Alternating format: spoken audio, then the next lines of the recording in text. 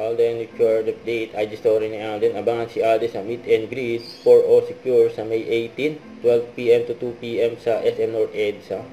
So guys, it's coming May 18, I'll be at SM North EDSA Activity Center dahil celebrate natin ang 4th year birthday ng Oxecure. Yes, 4 years na po ang Oxecure and 4 years na din po akong part ng amazing family na to. As a gift, get a chance to meet me this May 18 in person from 12 p.m. to 2 p.m. Basta follow nyo lang po itong simple mechanics natin.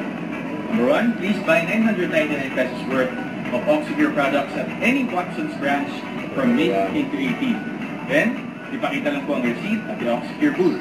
For more information, visit Oxecure's Facebook and Instagram social media pages.